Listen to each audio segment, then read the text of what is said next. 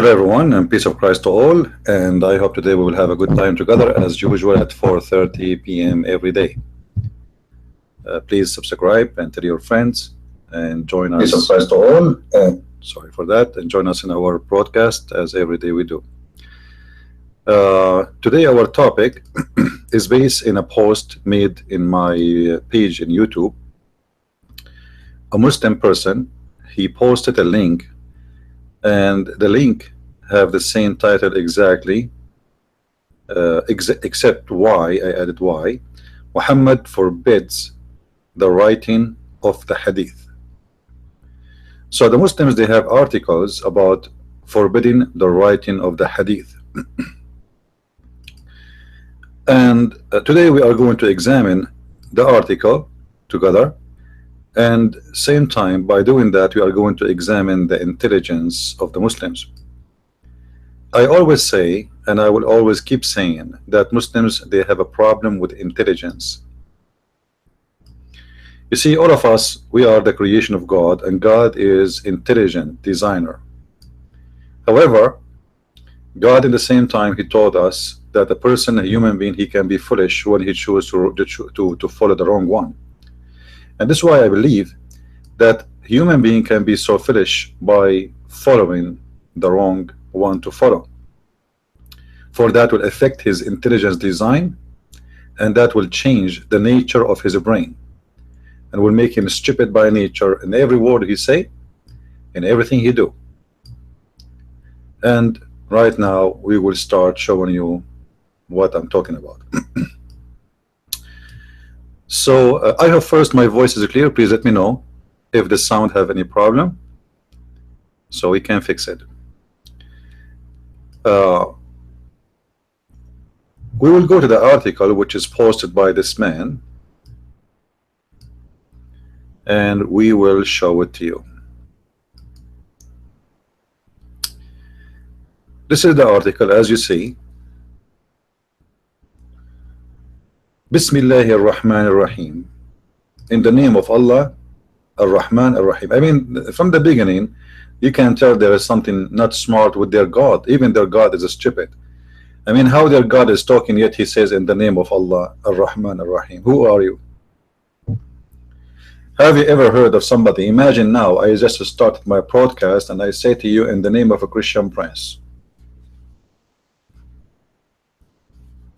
I mean, this is very dumb and very stupid, and that will explain why Muslims are like that. Then the Muslim, he says here, history of hadith. Peace and the blessing to be upon all the messengers of Allah.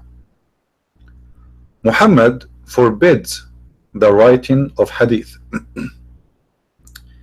It's been documented.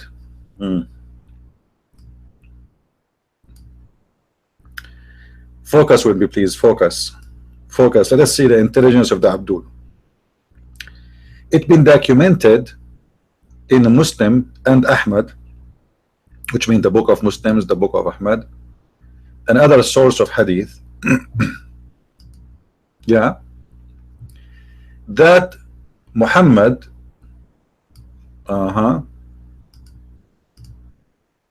forbids or prohibited the writing of his hadith. Guys, I mean, how smart the Muslims are to say to us that it is forbidden to write a hadith and the proof is the hadith. I mean, if the hadith is forbidden, how you use the hadith to prove your point, Abdul?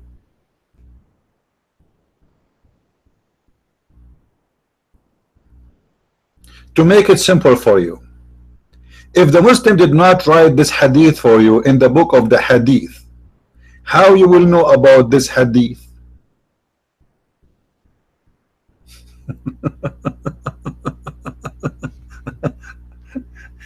I remember I told once a Muslim to tell. I told him, "Do you want to bet that gambling is haram? Do you want to bet?" Which means you pay me money if you lose. I was joking for sure. because that is gambling. If you don't believe in the hadith, how you use the hadith to disapprove the hadith?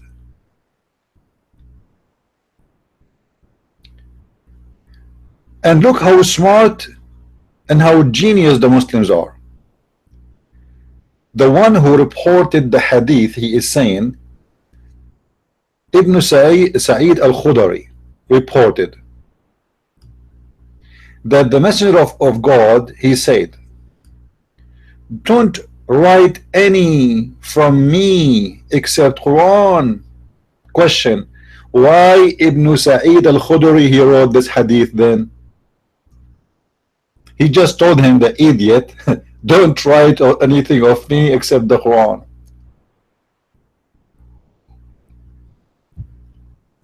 Muslims, are you insane?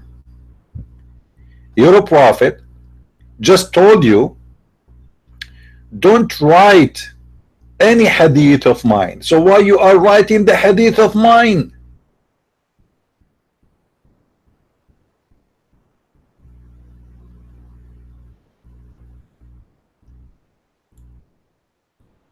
As you see, there is a lack of intelligence between the Muslims and each other, and there's a lack of intelligence between Muhammad and his followers, and there is a disobedience sign very clear. Same time there is a stupidity. Because if I say to you, don't write down my word, and then you write down, you say the prophet said, don't write down my word. You just did, you idiot. Now, why the Muslims, we need to analyze really why the Muslims today, they are so upset from what it's called hadith, why they are trying to get rid of it, and what will happen if the hadith is really written. What is that going to have an impact in Islam? I mean, if the prophet, he said the hadith in his time for a reason, why the Muslims, they don't want to know what their prophet, he said in his time and those reasons? Obviously there is something in this hadith is very shameful, very stupid, very ignorant, and the Muslims, they don't want people to know it. So the only way is to say we should not write the hadith, for the hadith is really forbidden for the prophet. But this is an excuse, but the real reasons behind it is a lot of stupid things Muhammad, he said in his teaching. And then the Muslims, they have a long article about not to write hadith. If we go down here, you will see with me how the article goes and goes. The following historical incident happened 30 years after the Prophet Muhammad shows, and that the Prophet never cancelled his order not to write but the Quran. Hold on.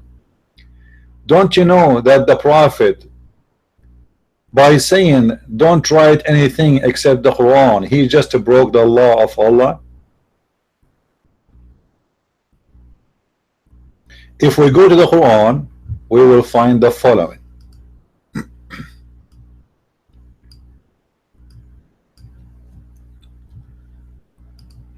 As always, we show in the front of your eyes with the reference.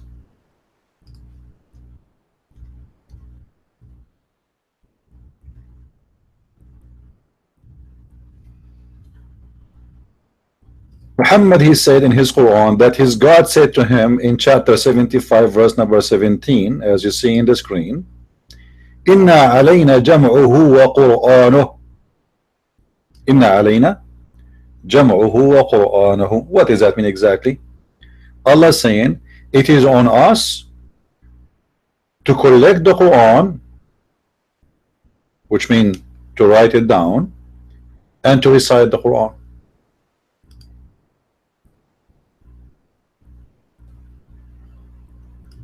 It is on Muhammad, God, it is not for the Muslims to do so. It is for us to collect, as you see in the screen, to collect it and to proclaim it or recite it. Concerning what? Concerning the Quran. So the Quran say clearly, it is not for the Muslims, neither for Muhammad, neither for anyone to collect the Quran. And actually this is one of the reasons Uthman ibn Affan was killed, humiliated, spit on. They refused even to bury him in the graveyard with the Muslims. Instead they buried him with the Jews. And for sure there's other reasons for Uthman to be killed. One of them is Aisha and her family. They want to take over the government so they can get rid of Uthman. So here you will see that the Quran confirm that there's no Quran should be written by Muslims, and no one should write Quran whatsoever. Only Allah, He is the one have the duty to do that. We can change the translation in case some Abdul they say maybe this guy is choosing his own translation. First of all, this is none of those are my translation. As you see, those are your Muslim translation, and me, Christian Prince, approve none of them. This is a translation of Shakir.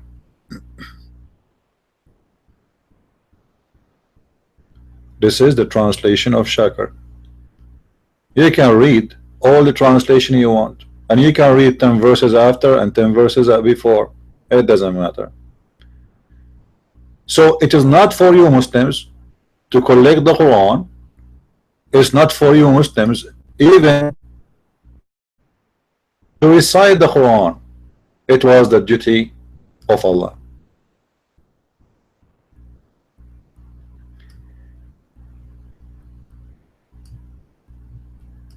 Upon us state putting together therefore and reading. Do you see it? Upon us is putting it together therefore and the reading therefore. This is your Muslim translation. Upon us who?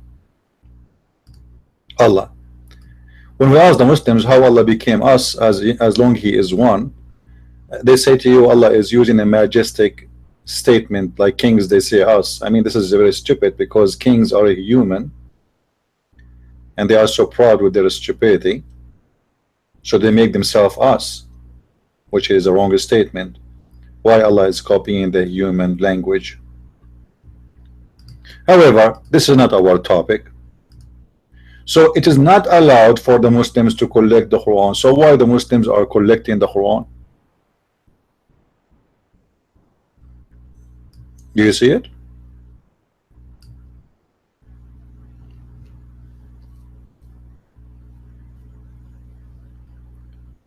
So the Muslims, when they make a statement about they should reject the Hadith, they forgot that if they reject the Hadith, they have to reject the Quran, because the Quran confirm that there's no Quran should be collected.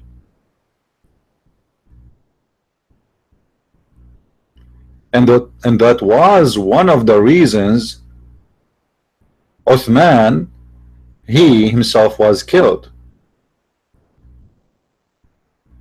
And in the same time, we remember that Uthman himself, he burned many Quran. So the first one who burned the Quran in the history of Islam was Uthman, not a priest who lived in USA. And Abu Bakr, he burned Hadith. The burning was very active at that time. No, this is verse number 17. This is a chapter 75, verse number 17. All right, here we go. You see it in front of you on the screen. So it is forbidden for Muslims to collect the Quran, forbidden for Muslims even to read the Quran. However, the Muslim, they will say to you, oh, it doesn't mean here reading, it's mean that Allah is the one who recite the Quran for us first time. Okay, no problem. I will let that one goes. But it's clear, it says, Inna alayna jam'uhu, it is on us to collect it together. Why Allah did not collect the Quran together?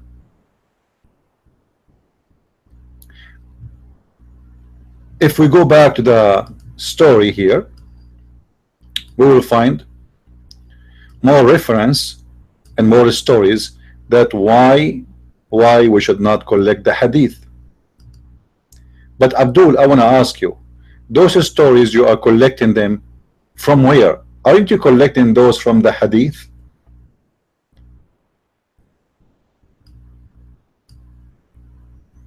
All your stories is coming from narrated by.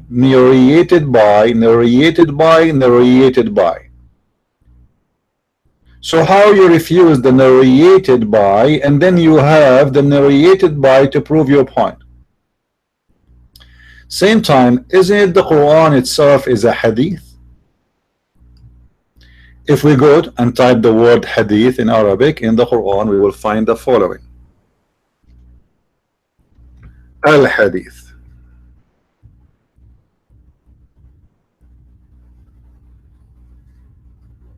We will find what the Quran exactly saying about itself. Allah actually described the Quran as a book of hadith. وَمِنَ النَّاسِ مَنْ يَشْتَرِي لَهْوَ الْحَدِيثِ. So there is some of people. What hadith mean? Just to explain to you first, hadith is mean talk, you know, speech. So some of the people, they prefer the stupid talk in order of following Allah. So this is the word hadith here is appearing here. Then we go down. Allah, he says in the Quran in chapter 39 verse number 23, as you see in the screen, as Zumur, he said, Allahu nazzala ahsan al-hadithi kitaban. Allah nazzala, sent down, the best, ahsan al-hadith. The best of the hadith is a book. So the Quran is a hadith. So why you are collecting the hadith? The Quran itself is a hadith.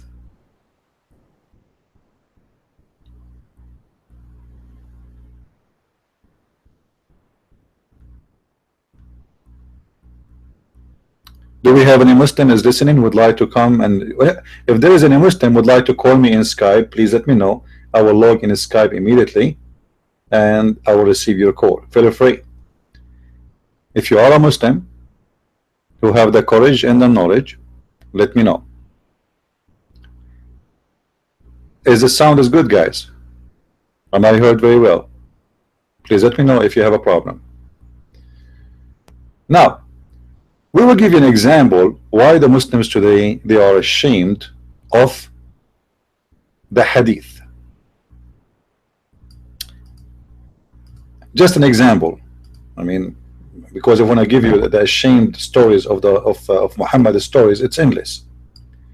We have to spend here like maybe the coming 20 years just to report for you how many stupid stories, shameful stories is written in the hadith. And remember, the hadith supposedly is filtered, which means the Muslims, they throw away all the hadith which is making Muhammad look so bad. So Muhammad, after all the filtering, looks so bad. Look at this hadith as an example.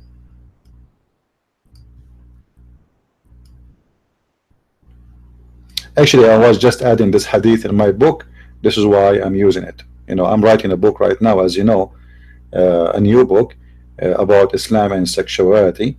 So I'm writing this hadith there, and this is why I remember to mention it. A man come to Messenger of Allah. Okay. And he said, my wife does not object if anyone touches her. Oh boy. What this wife does? This guy, he have a problem. He have a wife, and excuse my language, obviously she is a whore. Whoever wanna touch, feel free. So I have a wife, my wife does not object if anyone touches her. He said, he who? Who? He, Muhammad, the messenger. He said, divorce her if you wish. He said, I am afraid that I will miss her. And look how the Muslims, how they false fiction the translation. This is why I always don't say, I say don't ever trust a Muslim translation. Look what the translation said. He said between Muhammad, then stay with her as much as you need.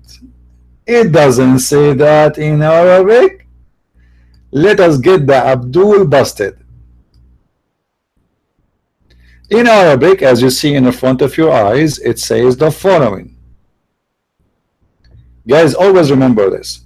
Don't ever trust a Muslim translation. Ever, ever, ever, ever. Ever. Never.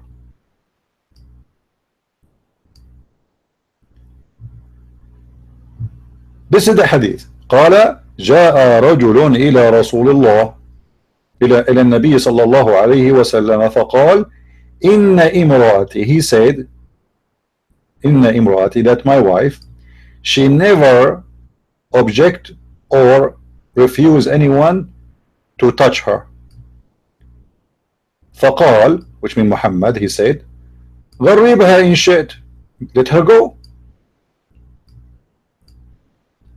The man, he said, قال إني أخاف أن تتبعها نفسي, I'm afraid that I cannot resist staying away from her. قال, the Prophet, he said, استمتع بها.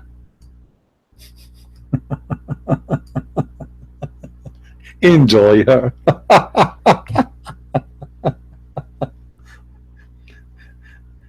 You see how the Prophet is open-minded? Have you heard of some perverted people who have what it's called open marriage, where the husband, he can sleep with whatever he wants, and the woman, she can sleep with whatever she like, and the husband, he watch his wife having sex with someone coming to his house? So Muhammad is saying to the man, well, if this case, enjoy her, which means you are just additional man to enjoy this woman who is obviously a whore. But you will notice that the Muslims in their translation, they did not put that in English. It doesn't say here in English, well, enjoy her. It says, stay with her as much as you need. Why the Muslim did not give the accurate translation? Because the answer of Muhammad is very shameful. Muhammad, he's saying to the man, well, the men, they enjoy your wife, enjoy her too. I don't know what I can do for you. Any man can touch her? Okay, you touch her too. Or if you share the one female. If we go down in the same page to read the same hadith in different location, look guys how the translation changed. Allahu Akbar, Allahu Akbar. I want to do Hajj right now. Look at this, look at this, look at this. Guys, do you see it? Do you see it? Here it doesn't say enjoy her. Here it says enjoy her. The same hadith. It's exactly the same hadith. I will tell you why this happened. Because that hadith there was made by a different translator. This guy here, he did not know much how to lie.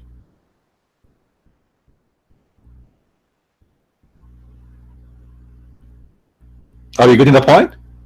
Read with me. The same hadith, the same story, the translation is totally different. You can look in Arabic, you see? This is the hadith in Arabic, it's exactly the same. There's no different. Exactly the same. Inna imraati la tamna'u yada lamis. Here we go. قال غربها قال أخاف أن تتبعها نفسي قال فاستمتع بها. If we go up, this is the same exactly in Arabic. إن امرأتي لا تمنع يد لامس فقال غربها إن شئت قال إني أخاف أن تتبعها نفسي قال فاستمتع بها. It's exactly the same. So why the hadith translation changed? Because simply depend on the liar and the honesty of the translator.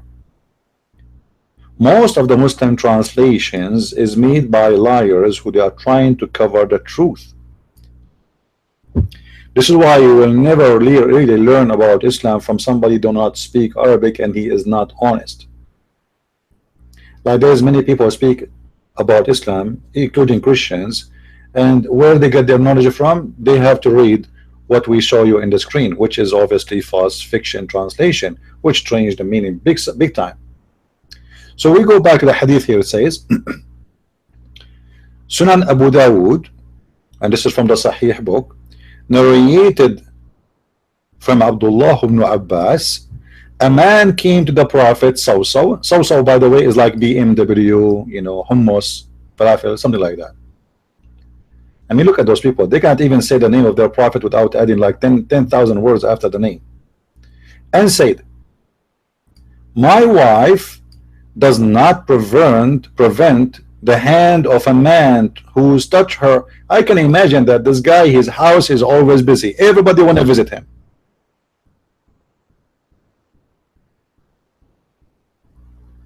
You know what I mean? I believe every man in the neighborhood was coming to the house of this gentleman. I don't know if I can call him gentleman. I want to call him a pimp. And because the wife, she is like, man, just touch. Just touch. By the way, touch here goes beyond touch. I mean, what touch? Men, they will not stop with touching. Right? Men, like he's saying the word touch, is trying just to make it look nicer, but the fact is no touch only. I mean, there's no man he will go there for a touch. Even the black stone, the Muslims do not don't satisfy themselves with touching the black stone. They have to kiss it and lick it. And the black stone one day used to be the clitoris or the vagina of the of Allat. And we will show you actually, as long we mention this after we finish this hadith. So look what Muhammad he said. He said, divorce her. He then said, which means the man, I'm afraid my inner self. I like the inner self. This is deep. May covet her. He said, he who, Muhammad, then enjoy her. I mean, isn't it really nice to have a woman? She make everybody happy. The neighbor of the neighbor, the cousin of the cousin, anyone want to touch her, you touch her. And yet, I mean, why the husband is complaining? I have no idea. Enjoy her too. And this is the advice of the holy prophet, who have a holy beard, who have a holy penis, who have a holy poo-poo. Did I mention poo-poo? Oh, I forgot. One of the hadith said that if the prophet, when he do poo-poo, the earth it is swallow his poo-poo immediately and his piss. Like, what the heck? The prophet is sitting doing poo-poo. And the earth opened right away and swallow whatever the prophet he drop, and then the earth will spray perfume. If there is any Muslim here would like to say this is not true, wanna challenge me about it, just name it, man. Who is a Muslim he wanna say this is not true? Who is a Muslim wanna say, who have the courage and the knowledge to say this is not true? Anyone? Any witness? What are you talking about? There's no need for witnesses in these cases. Come on, be real. Muhammad doing poo-poo, you need witnesses?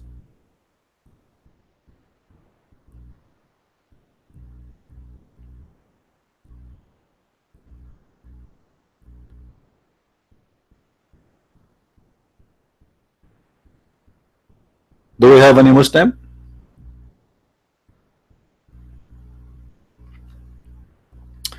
The same hadith we are showing you in the screen appear in different location. The translation changed again. It is not enjoying her anymore. It says, then stay with her as much as you need.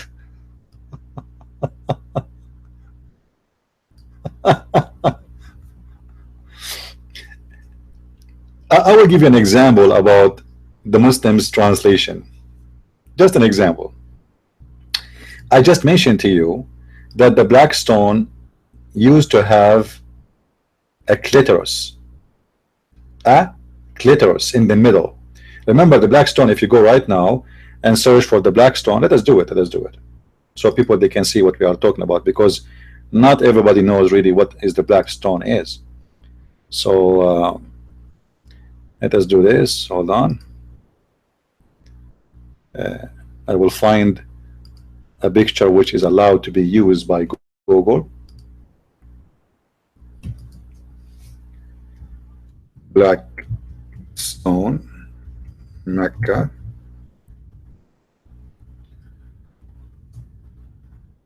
And I am typing in Arabic.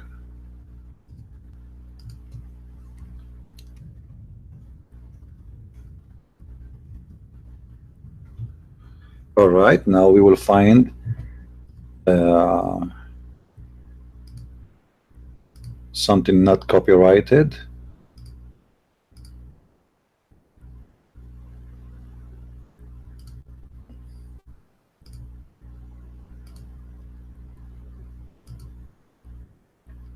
All right, all those pictures in front of us are not copyrighted, so we can use them. So look with me at the black stone. We will show you the black stone and the shape of this stone. Let us see, where is the black stone? Come on, I should search for the black stone. Until now I didn't see it. Unbelievable. Where is the black stone? What?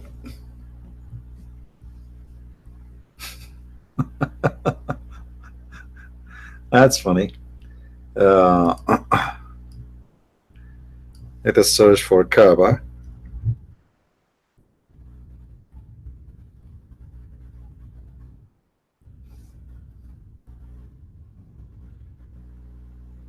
Oh man,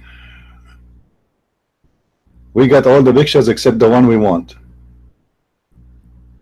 Hold on, let me find it. Hold on.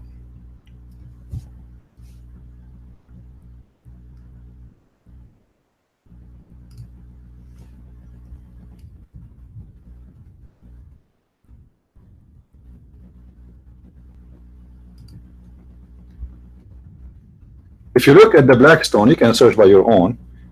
You know, here we are just being careful because you know they always try to flag us for copyright and etc. You know, you will see that the black stone look in the shape of a private part.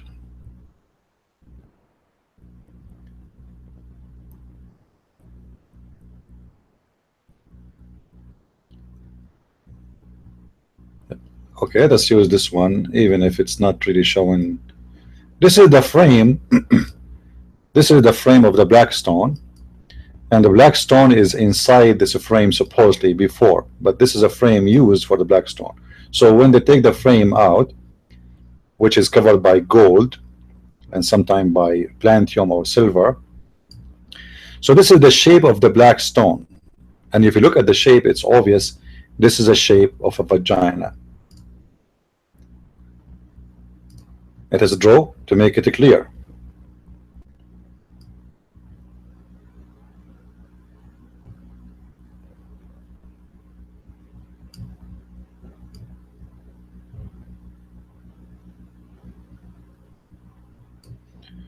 All right, inside it there is a black stone.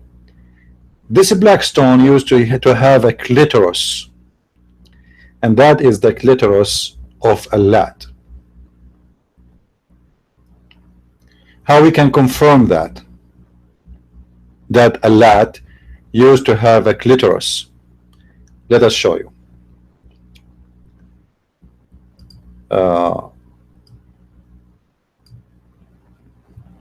If we go to the books of Hadith, we will find the following story.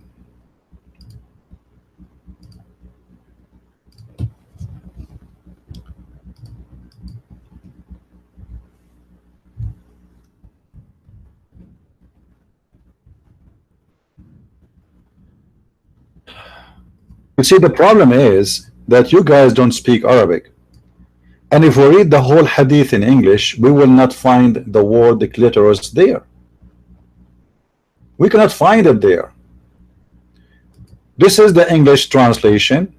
I will post the link for you guys in the chat so you can check it out. You will not find the word the clitoris or sucking the clitoris for a second. So what it is? It is in the Arabic text.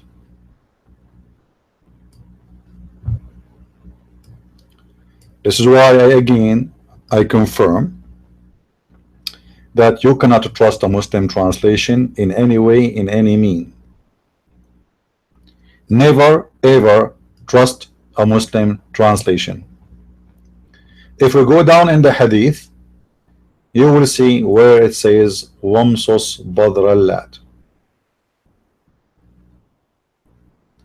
فقال أبو بكر له أبو بكر امصص بدر اللات. Go and suck the clitoris of Allat.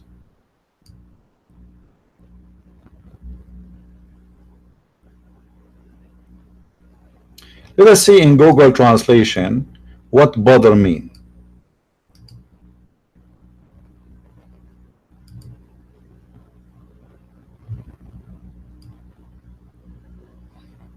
Do you see it? Do you see, guys? This is Wikipedia, Arabic, English. It is the clitoris. Do you see it? I just highlighted. Let me do it again. Let me do it again. In the front of your eyes. I just highlighted the word.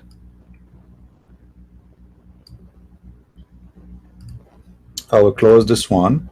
All right, we go here so we don't have many browsers open. This is the word bother. Look what I will do. I will highlight it and I will click with the right side of my mouse, and then I will go search Google, and then we find this.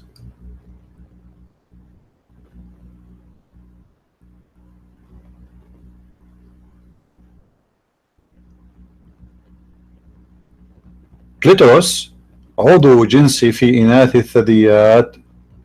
Clitoris is a sexual part in the female body. If we go to Islamic dictionary, Al-Ma'ani, English, Arabic, Badr mean clitoris. Do you see it? Clit or a clitoris. So when Abu Bakr he says, go and suck the clitoris of Allat, this is the word Badr as you see it. It's very simple to compare between, by the way, between the word here and the word in Arabic, even though if you don't speak Arabic, because it's very simple. Here we go. Let me make it big. I will zoom in.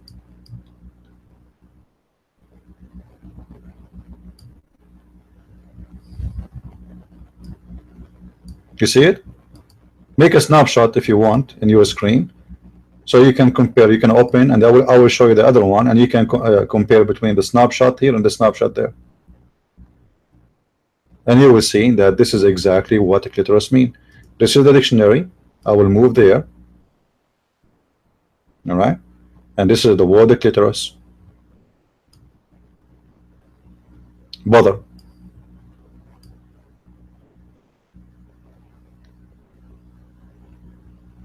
Do we have a Muslim in the chat?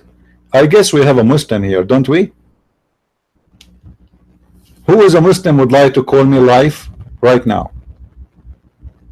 Who is a Muslim, he have the courage and the knowledge, would like to call me live immediately? We have Mr. Ghazi Luli SS. I mean, this is a fantastic name, the kind you like to touch, like that woman. Mr. Ghazi Luli, do you have the courage to call me live and prove me wrong?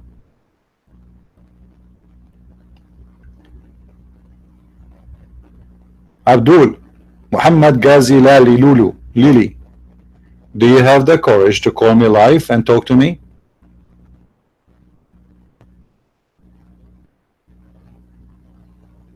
Hello? Well, how I am lying? I'm showing everything in front of me in the screen. All of this in front of me is your Muslim website. All of this in front of me is your Muslim website. So how I'm lying? And this is your Islamic dictionary. How dare you to say I'm lying? A Muslim wife, a husband, he complained that his wife, she allowed everybody to touch her, to play with her, which means to sleep with her. You're a prophet, he said to him, well, enjoy her. This is the hadith. What do you say?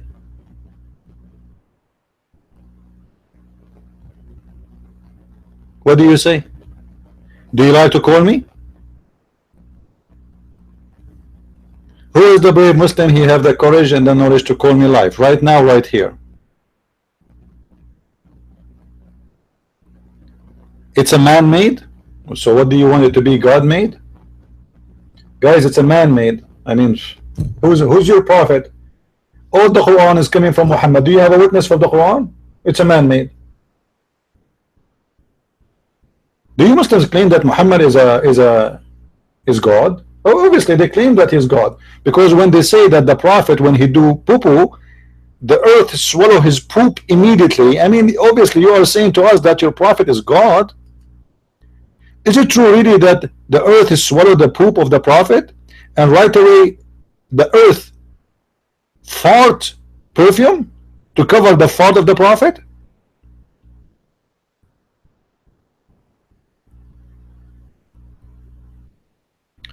Those are your books and those are your statements, and you Muslims are ashamed of it, so you are trying to bury it, but it's too late. And again, by the way, this is the hadith we have today about Muhammad is filtered already hundreds of times, which means the stories is there should be a lot more ugly. But this is after the filtration of the filtration of the filtration, we get this.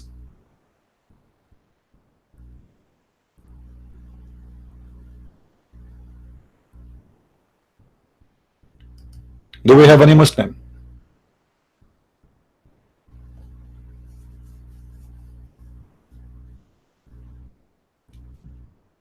Who is a brave Muslim would like to come and call me? This guy is using a Jewish book, guys. Sunan ibn Dawood is a Jewish book. Sunan ibn Dawood and Nisa'i, Sahih al-Bukhari, Sahih Muslim is a Jewish book.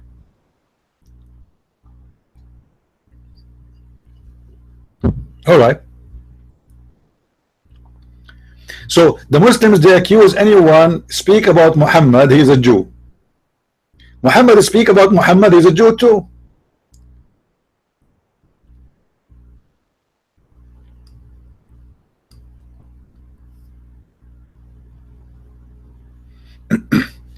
Use Quran only? Alright, alright. I am going to do your well. So what about you, Mr. Ghazi? You call me right now, and I promise you I will use Quran only, and I will make you ashamed of your Quran. What do you say? Here we go. I just opened the Quran in front of me. Do you have the courage? Quran only. Who is the Muslim wanna call me, and I will use Quran only?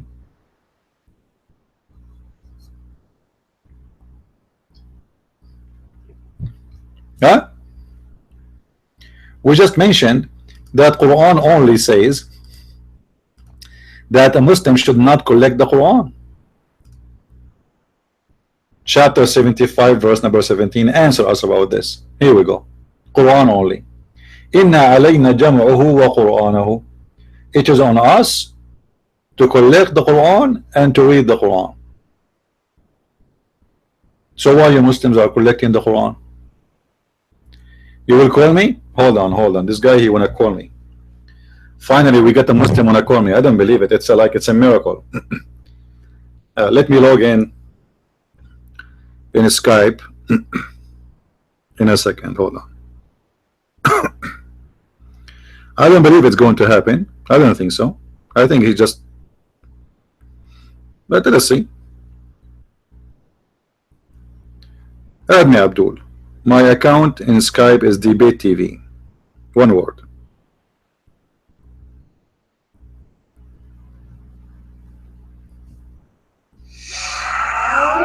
Here we go. I am in my account in Skype. And my name there is Debate TV. Debate TV. I'm waiting for you.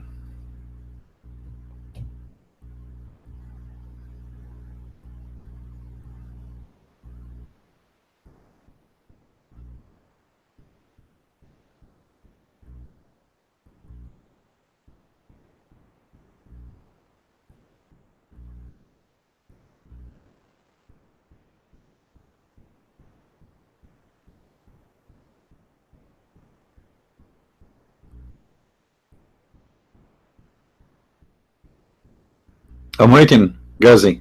Don't waste my time.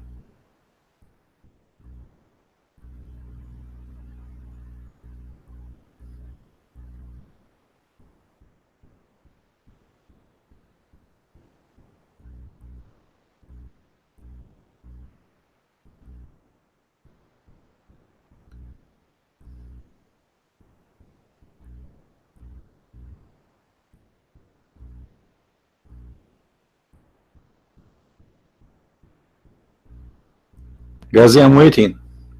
I think you are just playing games, don't you?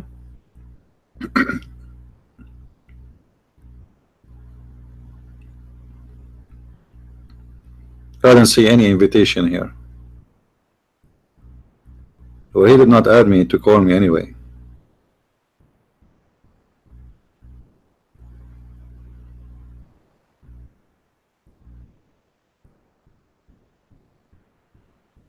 He cannot use Skype, so what he can use? You will die, Arabian Prophet. I thought you are going to call me, Abdul. So guys, he is praying for me, I will die. Or he was going to kill me. Abdul, I will die, I don't die, it doesn't matter. You Muslims have a stupid stupid belief, and your Prophet is a stupid. What you can do about it? You want to kill me? Go ahead. I have actually, if the Muslims did that ever to me, that will increase people watching my videos, and my books will become extremely famous. You know, when Salman Rushdie, he made a chapter, the book, it's called The Satanic Verses. Nobody even heard of the book. Seriously. I mean, nobody care. But then suddenly, the European, they saw millions of people going in the street in Iran asking for the death of this guy. Why? Because he wrote a book, it's called Satanic Verses. So his book became #1. So Abdul, even in my death, I will be humiliating your Prophet, the God of the Abdul, the child molester. You can threat as much as you want. Now ignore this guy as long as he's a coward. Satanic verse in Quran is from the Jews. Here we go. The Quran is weak. I told you it's coming. You see, the satanic verses in the Quran is from the Jews. Even the Quran is from the Jews. Everything is from the Jews. Actually, you know, yeah, it's possibly to be true, because you see many of the stories Muhammad he took from the Jews. This idiot, he's just a thief. You know, as an example, if we go and read the story of Suleiman, hmm? Let us see the story of Suleiman, which is good for kids in the age of 7, 8 years. If we go to Suleiman's story, Suleiman is supposedly Prophet Solomon. According to the story which Muhammad is carrying for us in his holy book, this is not a hadith. Suleiman was a king, a mighty king. And then Suleiman was given a ring. And that ring obviously can control all the genies. So Muhammad, he decided to tell us about the King Suleiman. And supposedly it is Allah who is talking, not the Jews. So look what he said. And before Solomon were marched his host of jinns and men and birds. Imagine, guys, me myself, I did join before the USA Army, but imagine if in our army we have genie brigade,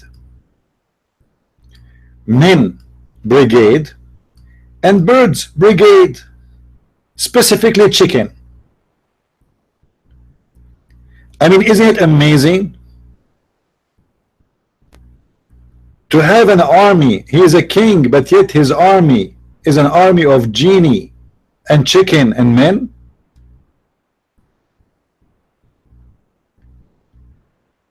That's so beautiful. And not only that, they are all kept in order and they have ranks. So we have General Chicken as an example, General KFC, General McDonald, General Rooster. Then Suleiman, who is a king who have an army of birds. Once upon the time, in the morning, he was a checking his birds, the army. So he said, and he took a master of birds. Oh boy, this is the colonel, a master of the birds. He's what? He's the master of the birds. And he said, why I don't see the hoopoe? Or he is among the abstinence. Look how many abstinence there. I mean, what kind of army this army is? Messed up, man. I mean, it's very hard to control chickens. Imagine you have an army of chickens. I mean, how you can control it, man?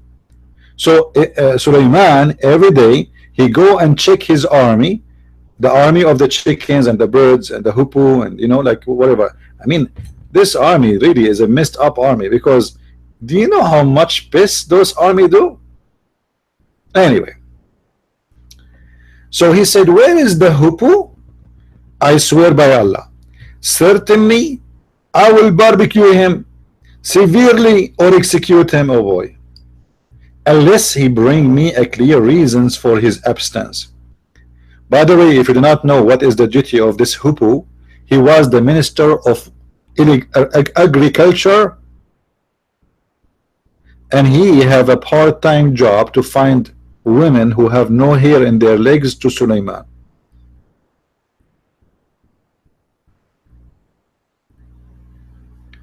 Do we have any Muslim here? Oh, I did jump a story here which I find it amusing. When the army of Suleiman was marching, he went through a valley. It's called the Valley of the Ants. The valley of what? The ants. One of the ants said, what the heck? Allah is telling us what one of the ants said? I mean, if Allah is not God, how he can know what the ant is saying, man?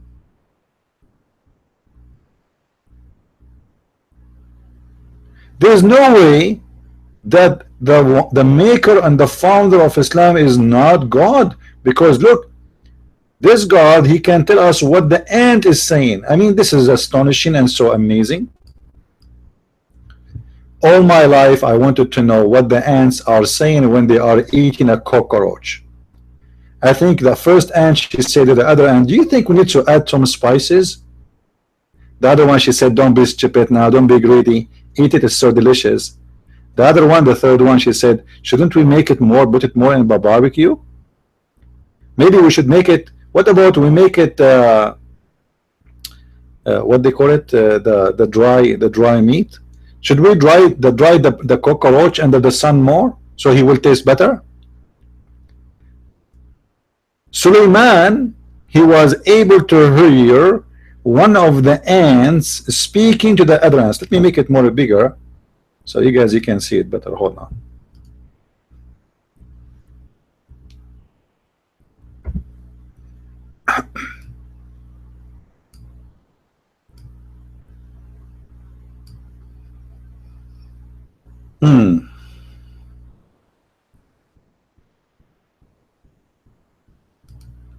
I think now it's better, right?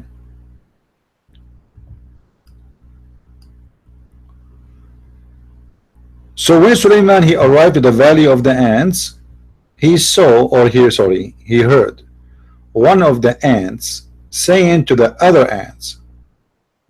Now look, the story here is really logical. First of all, you cannot find ants in anywhere except the valley of the ants. It's like saying, you know, I was walking and I saw an elephant. Where in Europe? It doesn't make sense because there's no elephants in Europe. Hello? So the story is very well made, smart, intelligent designer.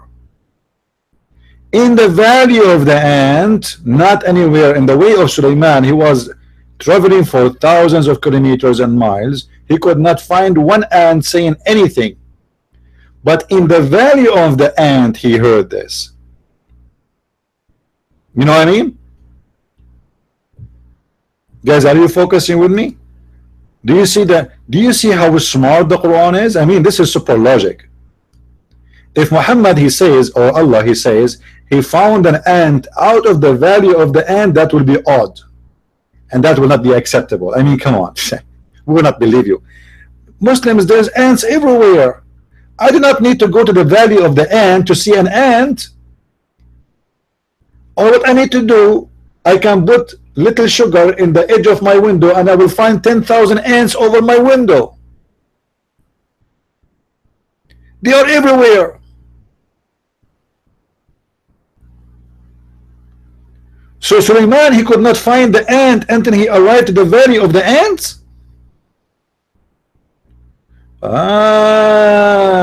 I think what happened in the time of Suleiman, there was another Trump. He built a wall so the immigrant ants cannot enter the kingdom. That's very logical. No wonder the ants are only inside the valley of the ant, like Las Piñas Valley in Mexico. You know? That's amazing, man. Just so crazy, unbelievable, so super smart. I cannot believe it. I want to convert to Islam. Then one of the ants, look guys, look at this. There's like 5 billion ants in the valley. I mean, this is a valley of ant. What 5 billion? Maybe 1 billion ant in the valley of the ants. But yet Suleiman, he have a radar who can focus in one of the ants' speeches only. Because imagine, you can hear all the ants. They are talking, ants, billions of ants. Huh? There's billions of ants and they are talking at the same time, and Suleiman, he can hear them all. I mean, this is the most annoying, disgusting thing to happen to anyone. I'm so thankful to God that I cannot hear the ants. Otherwise, I will die from madness. I will go crazy. I will put concrete in my ears so I don't hear them. So, One of the ants, look how focused it is. One of the ants only, not all of them, said, "Oh, ye ants, get into your habitations, lest Solomon and his host crush you." By the way, the Muslims, they have an article of scientific miracle about this verse. You believe it? And they say, according to science, there is an ant who is a guardian ant, or like kind of ants, who they are guardian ants, and the other are workers. So this is perfectly scientific. Hold on. And not only this, they say to you, the word in the Quran is used for the word ant is namla. What? Namla. And namla is a word female, and the science today discover that the guardian ant is a female. Oh man. Oh mommy. Oh mommy blue. I mean, this is crazy. In Arabic, we don't have a word for ant except a female ant. So all the words for ants is namla. It doesn't matter it's a male or a female. But because you do not know Arabic, they try to fool you. How many mistakes here in the same verse? First of all, ants don't talk. Ants, they communicate, absolutely. So we can say they talk in certain, like in that way, in that meaning. But do they talk? Because what it says in the Quran, obviously, it's about talking by speaking. How we know that she spoke like us? Look what the Quran says in the second verse. So he smiled, who? Solomon, amused at her speech. I'm speechless. I'm seriously speechless. Do you see it? So the ant, she made a speech. But based on science, you can go right now and search in Google. You will find that ants don't talk. They communicate by either vibration or chemical only.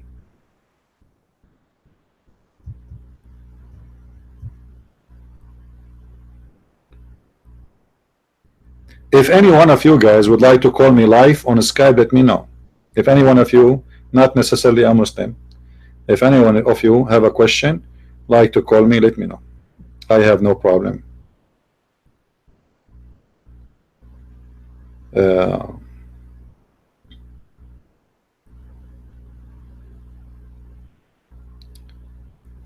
Anyone? Any Muslim?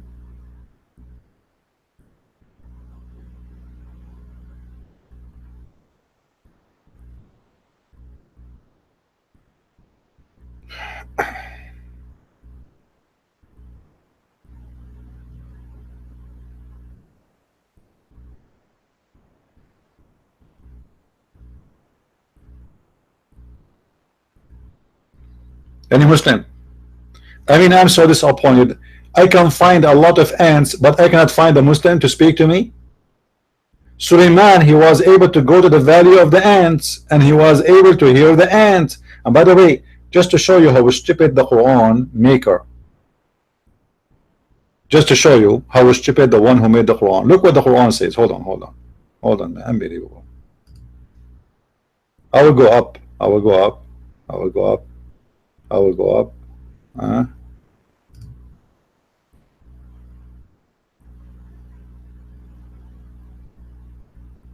don't want to go up much, but if you go from the beginning, you start reading about Suleiman, you will see Allah, he says that he taught Solomon the language of the birds. Do you see it? And Suleiman was David higher. He said, "Oh, you people, we have been taught the speeches of the birds." Okay, So Allah, He taught Sulaiman the language of the birds, how he was able to understand the ant. To make it simple for you, imagine I claim that I am a prophet of God, and my God, He taught me the language of the donkeys. And then I walk in the valley of the ants, and I say to you, I can understand the ants.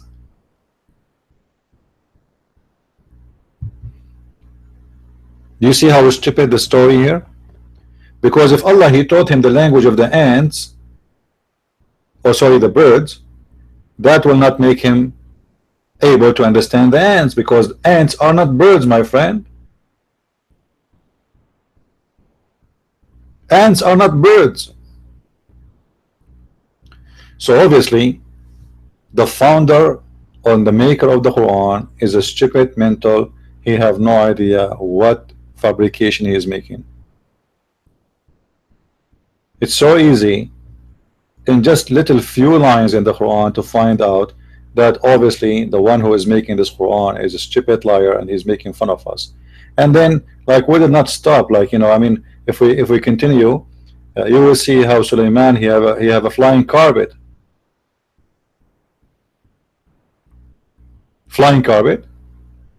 I mean, there's still somebody in this world today believe that there's a flying carpet that given by God, and Sulaiman, he put his kingdom in the top of it.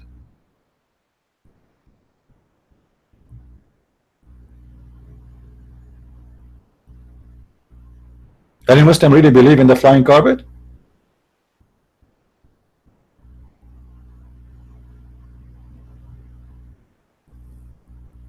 Who is a Muslim here believe in the flying carpet?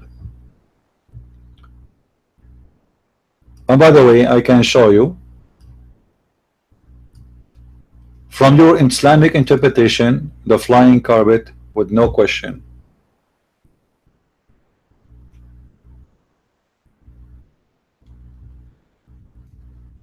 Any Muslim?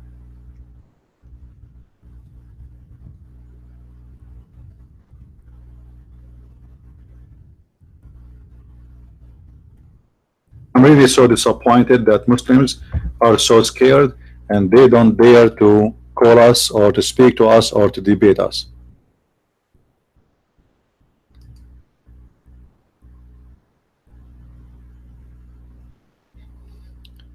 According to the story,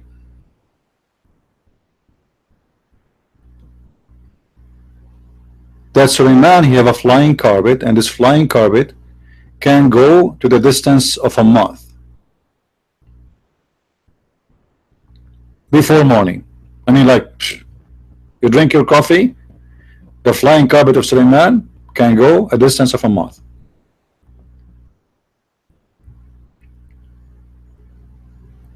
If we go in the Quran, we will find the following.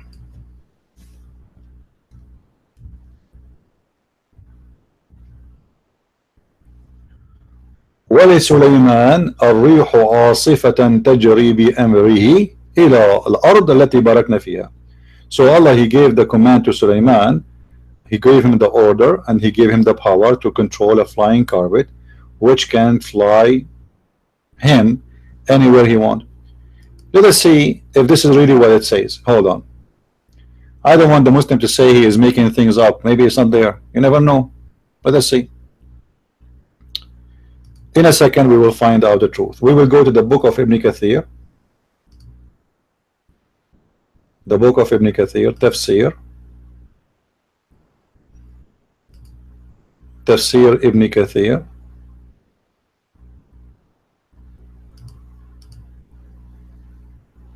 And this is the verse we are reading from, chapter 21, verse number 81. I'm just teaching you how to find things. 21:81. So here we go in chapter 21.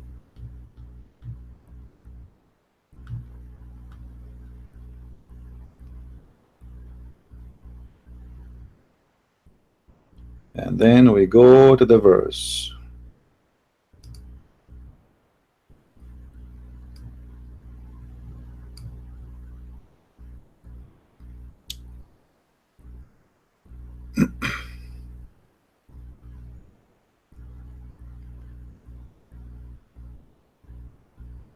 Suleiman was a person who controlled the mountains, he controlled the birds, he controlled everything simply by a ring in his hand.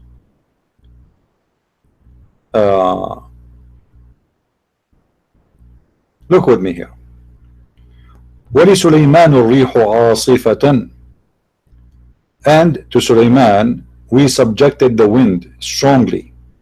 Ragging means we subjected the strong wind to Suleiman. تجري بأمره إلى الأرض التي باركنا فيها, running by his command toward the land which we have blessed, meaning the land of Asham, or the great Syria, Asham. So what is exactly this carpet which is Suleiman he used to fly from a place to place? Let us look together. You see, I am showing you what we are talking about, so Muslims will not say we are making things up, right? I think we need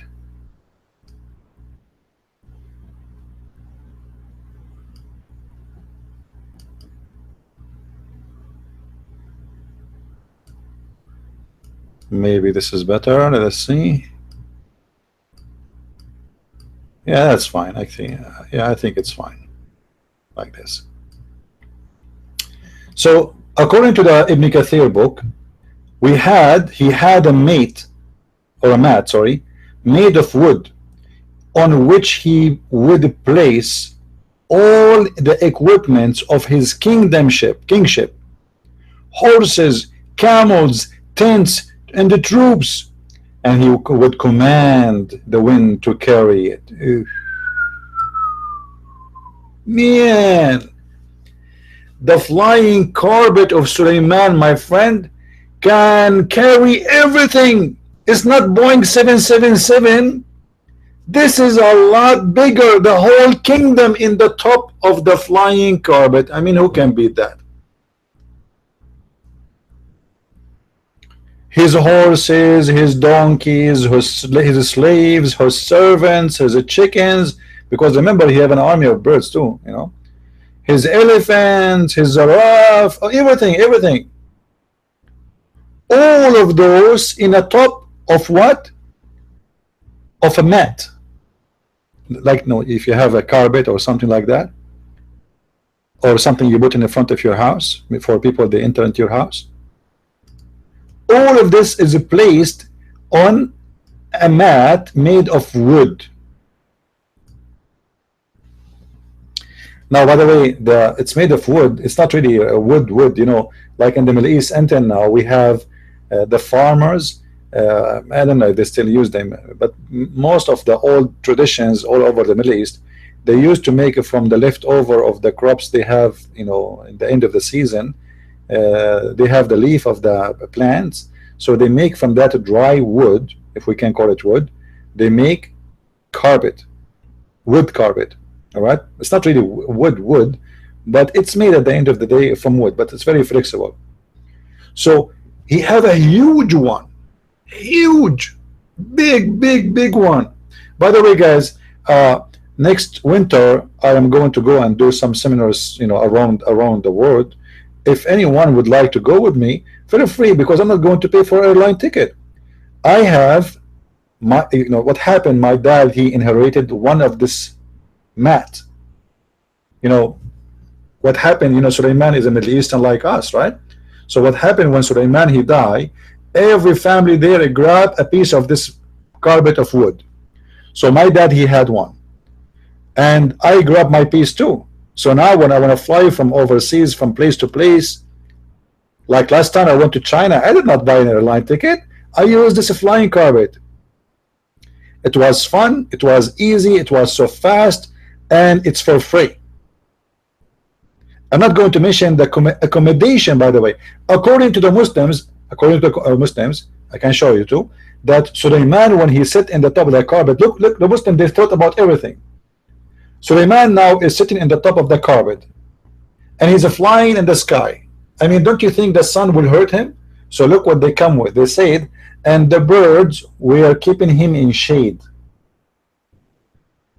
Wow. I mean, this is really amazing. It's like 5 stars luxury. So he is now in his throne in the top of a flying carpet, and the flying carpet flying, and his army and his soldiers and his kingship, everything there. But yet Allah, he will not Suleiman without an umbrella. So what he did, he made all the birds fly in the top of him to keep him in shade. And you can imagine how much poop come in the top of Suleiman when birds in the top of you. If a bird stop in the top of you for 1 minute, trust me, your head will turn white immediately. Let us continue the story. So he had a mat made of wood in which he placed all the kingship equipment of his kingship. Equipment, not only people, you know, man, equipment of war. Unbelievable. Horses, even camels. I mean, look at this, man. Look at this. It's a flying island and tents. Look. People, they are not sitting there. People, they are sleeping in their tents. I mean, the flying carpet is flying, but people, they are inside their tents having fire. I mean, isn't it? This is amazing. It's so beautiful. I feel like I want to cry. Unbelievable.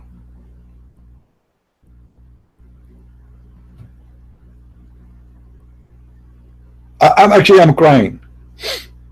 This is so beautiful. I want to convert to Islam. Brother Sittar, anyone want to convert to Islam? Yes? Brother, can I say هذا? Assalamu alaikum, brother Sittar. We have a brother there, his name is the Christian Prince. He is going to say Shahada because he could not resist the temptation and the knowledge and the beautiful science in the Quran. The Quran, my brothers, is full of science. The only book ever speaking seriously about the flying carpet in the Quran. I mean, that's, who can resist that, man? Who can resist this? There's a flying carpet, in the top of it there's horses, camels, tents. I mean, come on, I will sleep inside the tent when I am in the top of the flying carpet, and the flying carpet going all the way from USA to Japan. I cannot resist that. I cannot take it. That's too much. This God Allah, he think about everything. And what would the tents do? The troops.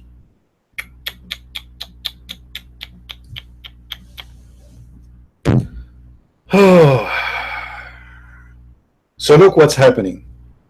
Suleiman, he want to fly from point A to point B, from Ching Chong Chang to in China. So Suleiman, he ordered all the samurai and the troops to jump on the flying carpet. And the carpet now is in the floor. And then he ordered all the tent to be placed. And then he ordered all the camels and the horses and the equipment to be placed. Look. Everything is organized. So now we have equipment, we have kingship, well, everything there, horses, camels, tents. And you know, guys, when we speak about horses and camels, we speak about what too?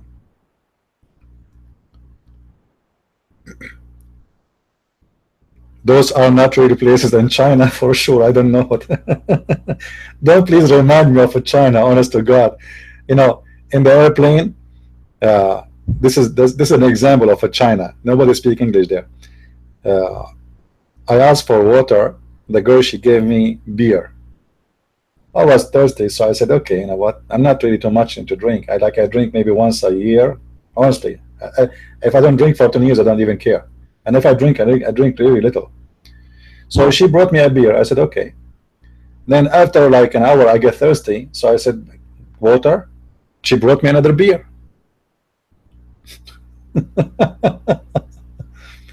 I said, water. She said, I don't know what she said. And then she left. So I drank the second beer. Then I said beer 3 times, like Muhammad's story, 3 times, you know. Each time I say water, she bring me beer, and the beer, the Chinese beer, guys, is so big. It's like it's not a beer. It's like twice bigger or 3 times bigger than the beer we have in USA. But it was very tasty. Anyway, I was making sound of a Chinese. I want to speak Chinese, man. Come on, let it go. Uh, I'm glad I'm not the Prophet Muhammad. One day somebody will write my hadith and he will say the Prophet Christian Prince, he said that Suleiman, he fly from where? I cannot even repeat it again. And this is why Muhammad, by the way, he cannot repeat, because he cannot repeat the same story twice correctly, or the same name twice correctly. He said the Quran was sent in 7 letters. So if you ask me now to repeat the names I said to you in Chinese, I do not know how to repeat them, because it's made up. Now, he put all the equipments, all the kingship, all the horses, all the camels, all the tents, all the troops. But if we put camels and horses and soldiers in the top of the tents, that's mean we need to have bathroom, the camels would do poo-poo, the horses will pee, and they need food, and they need water. Like what? All of this in the top of the flying carpet. And then look, this flying carpet, listen, have ears. You see, this flying carpet is not like normal carpet. I mean, like no, it's like Alexa. You know Alexa from Amazon? Alexa. So he command the wind to carry it. That's so beautiful. That's so the details is amusing. So now everything is ready. The horses, the camels, the tents, the troops, the kingship, the equipments, the the food, everything there. And then he command the wind to carry the mat. So he would go underneath it, and it would carry him aloft. Wow! I'm really surprised of the intelligence of Allah. Guys, let me show you science here. This is a clear sign of science in the Quran. If Allah is not God, how he knew that the wind should go underneath, not in the top, in order to carry the carpet? Answer that, huh? How he can know if he is not God? Look, this is scientifically correct. The wind will go underneath the carpet and will carry it, man, and then shading him and protecting him from the heat until it reached whenever he wanted to go inland.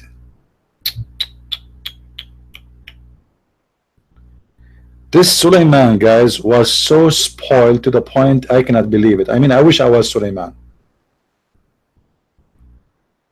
Who can beat that?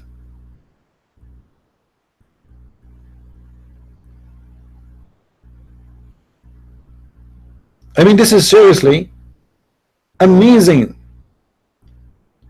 We need this in our daytime. Security in the airport, the price of the airplane. You know, you sit in the chair in the airplane, there's a woman next to you, she is like bigger 3 times than you, and then she sleep on your shoulder, and then you can't even breathe. I mean, I don't want that. I want the flying carpet. I will put a tent in the top of the flying carpet. I will make a fire. I will invite my friends, and we will make a barbecue, and we will sing Arabian songs, falafel songs, shish kebab songs. Did I say shish kebab? I should not mention shish kebab. This is dirty, because you know the Prophet, he said he was the most weak person between all mankind until he invoked his God Allah, and he sent him a dish of shish kebab, and then after he ate it, he got the power of 40 men. I mean, why in the world I'm talking about shish kebab right now? What the flying carpet have to do with shish kebab? Are you crazy? The Arab are crazy, man. I'm telling you. I mean, what the connection?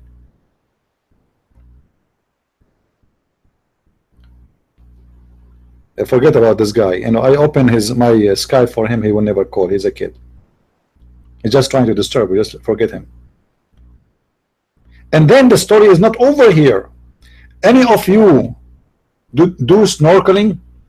Guys, any of you in the text do snorkeling before? Who is good in diving and snorkeling?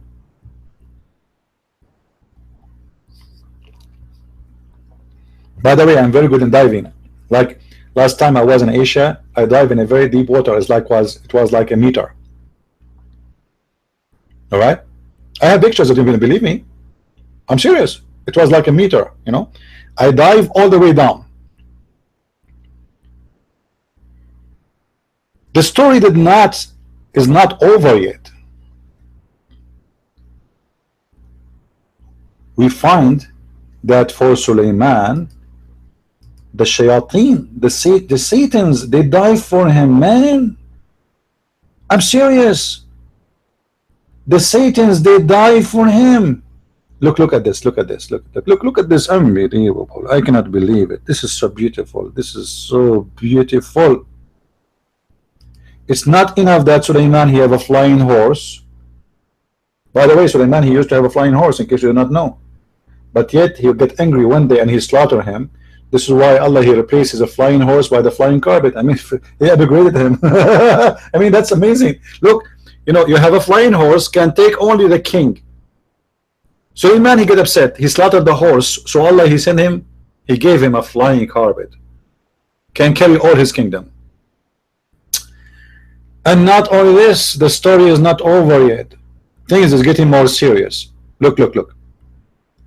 The distance of, or the speed of this flying carpet, it's so fast. It's extremely fast. By noontime, it exceeds the distance of a month. And by afternoon, a distance of a month. Its morning was a month journey, and its afternoon was a month journey. And this is supposedly in the Quran.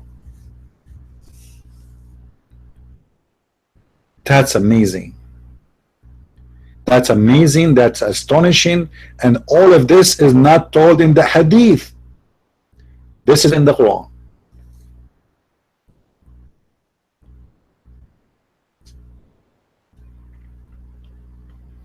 This is here Quran. This is here Quran. This is here Quran. Any Muslim have an objection?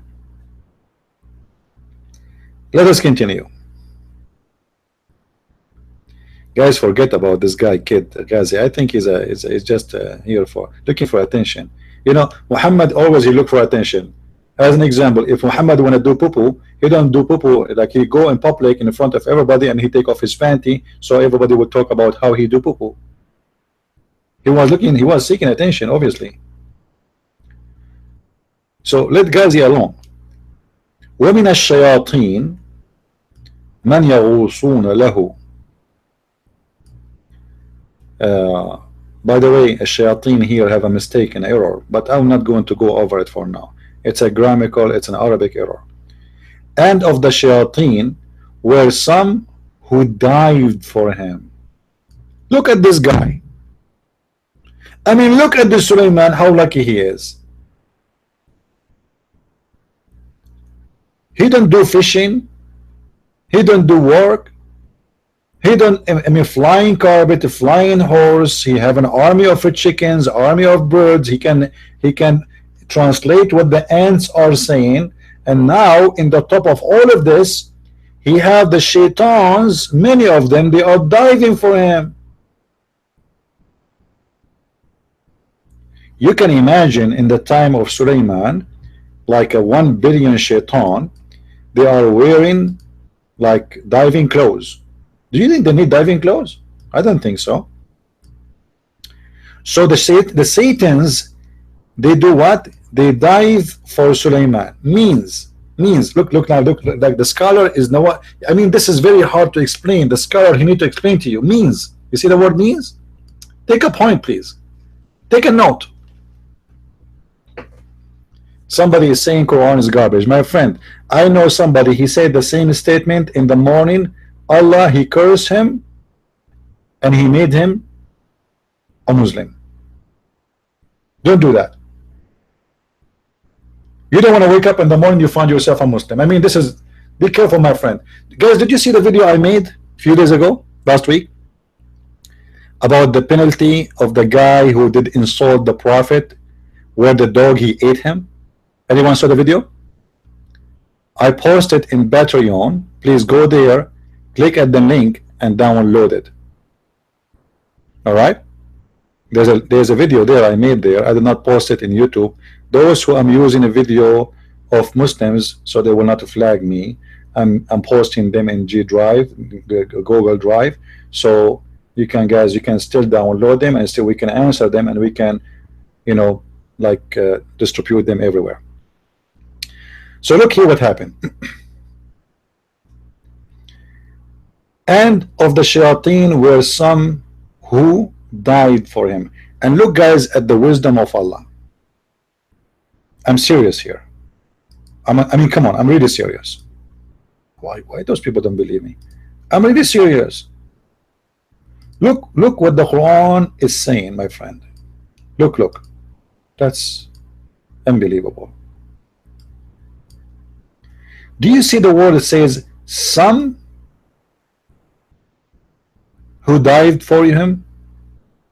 Do you see the word some? I mean, look how amazing the story is. Not all the shayateen did die for him, some of them. And that is true, because there's some of shayateen, they are good in fishing, and some of the shayateen are good in diving, and there's some of shayateen, they work for NASA, and there's some of shayateen, they are good in mathematics, and some of the shayateen, they are builders, as we'll see soon. So every shaitan, he had a career. Look how beautiful this is. I mean, this is astonishing. You see, the one who made the Quran, he knew what he's talking about, because if Allah, he says the shaitan, he do dive and he build and etc. I mean, people will say, okay, shaitan, he know it all. Come on, it doesn't make sense, because all the story now until now makes sense. But if we say the shaitan knows all those careers, nobody will believe it. So Allah, he decided to tell us that some of the shayateen, they do diving, some only, and then some of them, they do what? Look at this. Look, guys, the story is not over yet.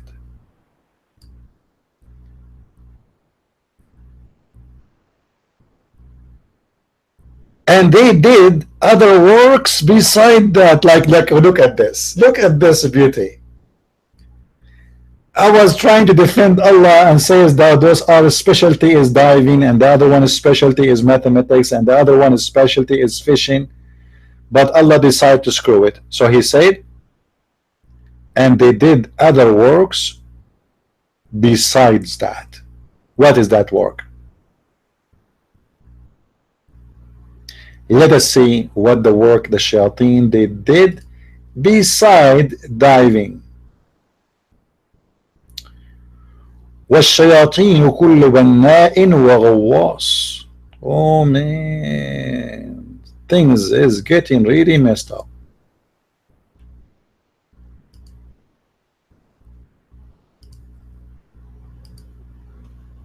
Those shaitan, there's every kind of them is of a builder and diver, and also others bound in fetters.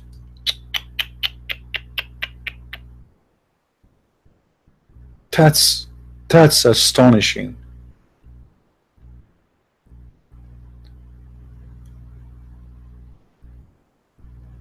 Let me call Zakir Naik and ask him about this. Assalamu alaikum, brother. Dr. Zakir Naik. The Quran speak about the shaitan is going to build. He will build what exactly? Like builder for what? Brother Fitter. The brother here talking with him about the Shaitan.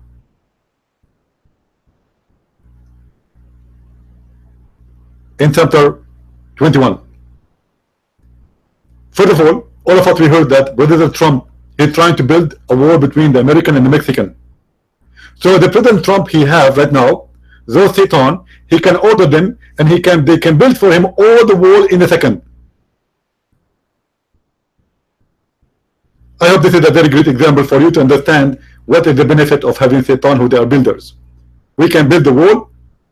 Build the wall, build the wall, build the wall. Election time, build the wall. I don't know why people are screaming. I don't like, come on, build the wall as if he's going to build it right now. Build the wall. I mean, and Trump, he don't have those genies. If Trump he have those genies, he can just order them the Shaitan, and they will build the wall for him. But he don't have it. And I mean, the poor Trump, what he can do now? He cannot build the wall that easy. It's going to take years.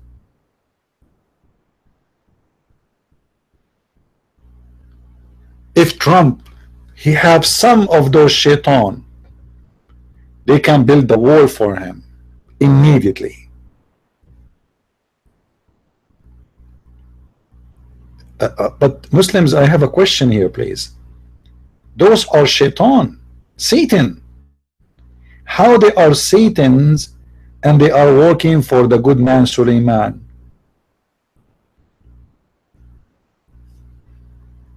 Huh? How they are Satans and they are working for Suleiman. I mean, this is amazing. Shaitan, he worked for Suleiman, and he is the one who built for him, and he died for him to get him rubies. What he get him by diving? Pearls? I know what is inside the ocean. Then those Shaitans are also chains. Did you see how the Quran is saying that those shayateen, they are, many of them, some of them they are doing work, but those who don't have a job, when they are finishing job, what they do? Sulaiman right away he chained them up. So after there is two shifts. There's a shift is doing diving and building, and then there's a shift is in the chains. So when there's are people, those Shaitan, sorry, when they finish the divers one, they finish, Suleiman he chained them, and then he frees some of those so they can go and do diving. Isn't it beautiful? Do we have any Muslim here? You have the courage and the knowledge to call me live. This is a Christian prince, and I am here to challenge you. And I accuse you Muslims to be a coward, afraid, and ashamed of your Quran and your religion and your stupidity to follow such a book. And yet the Muslims, they say to us that the Quran is an amazing book. Any Muslim? Let us continue. And it was we who guarded them. We who? Allah. Guarded them who? The shayateen. Means Allah protected him lest of these shayateen did him any harm. Man. You see, Allah, he think about everything. So he hired all those shayateen, Satans, to work for Suleiman. But you know, shaitans are shaitan, they are bad, they would do bad stuff. Allah will not let them do that. So what Allah he said, I am going to give you a shaitan to work for you, but don't worry, be happy, I'm going to protect you from them. That's so beautiful. All of them were subject of his control and domination, and none of them would have dread to approach him. Full control. Full control.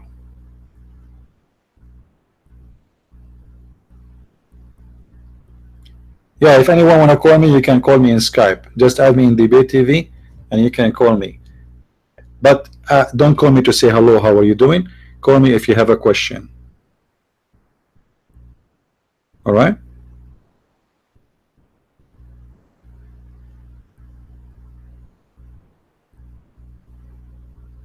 Do we have any Muslim here?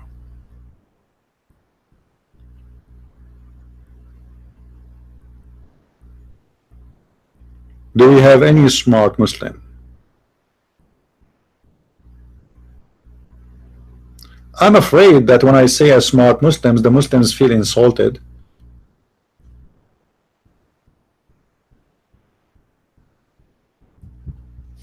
I don't mean to insult you, please. I mean, just take it easy. It's just a figure of speech. I mean, I don't mean it. You know me, I don't mean it. I'm not that stupid to say a smart Muslim. I mean, I don't. If I mean it, I mean this is a disgusting thing. A Muslim and he's smart. I mean, that's funny.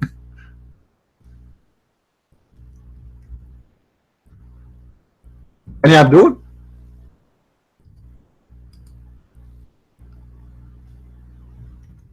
be smart, my friend, and you are a Muslim. You have to earn it.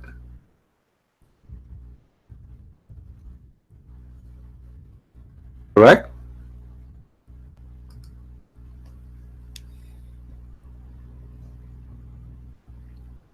Any Muslim?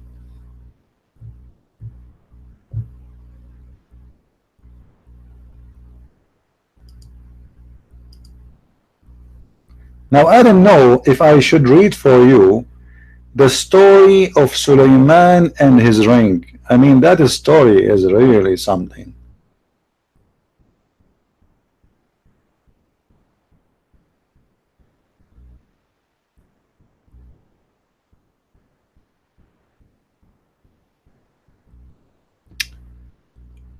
Let me show you. One of the Muslim websites is speaking of the story of Sulaiman.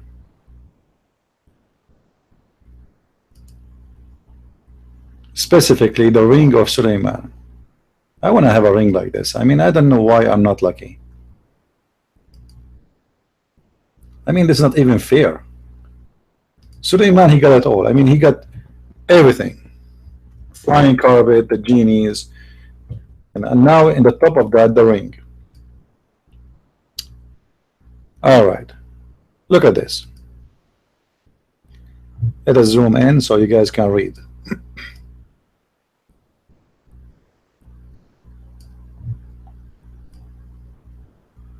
Maybe I should resize the thing to make it bigger. Hold on. Yeah, that's better. Okay. Translated by Fatima Zabith Bint whatever, etc. Farisi book. All right. After the death of his father Sulaiman, as A.S. wore a ring, which is Azam. I don't know what does that mean. The greatest name of God, or Azim, the greatest name of God. So the name the ring have a name of Allah on it. It was lettered wherever the multitude of birds used to move and fly and gather over his head, were performing circular. I'm not going to read all of this for you. I will get tired. Let me use the automatic reader. Hold on. Other Sulaiman A.S. wore a ring on which Azam, the greatest name of God, was lettered. The multitudes of birds used to move and fly and gather over his head and were performing circumambulations around him like butterflies, and seeing him all the animals were running towards Hazrat Sulaiman A.S. In the right side of the Sulaiman A.S. the human beings, and on his left side the angels were used to move always. One day Hazrat Sulaiman A.S. addressed the angels and told them, build such an imperial chamber in which all my courtmen, legislature, Parliament and retinue could be assembled at a time, each and every body gathering there could be seated with comfort. The head of the angels came and laid out a plan of a structure and presented it to Sulaiman A.S., which was 25 kilometers in length and breadth. He ordered his chamberlains to bring pearls from the seas, and after a period of time silver, gold and gems were gathered. A throne was built with raw silver, and under this throne a marble house of 1 farsang broad and long, farsang equals 6.24 km, was built, in which 300 wives of Suleiman and 700 female slaves were given home.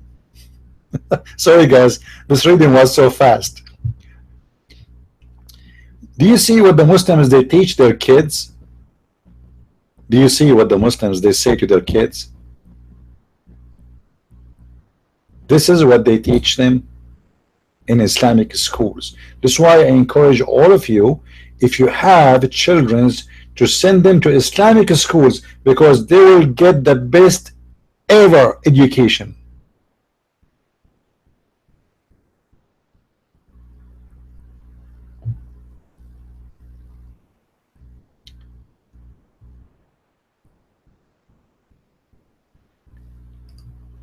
Then Suleiman, yeah,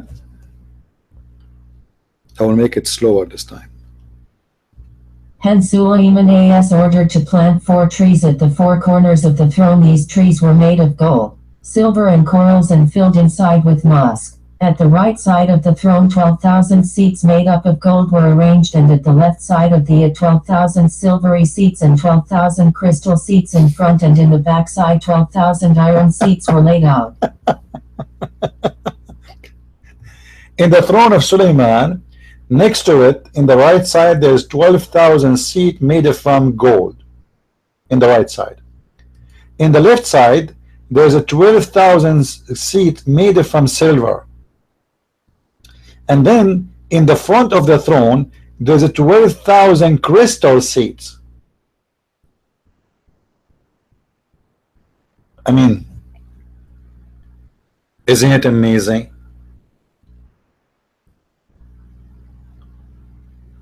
Who can resist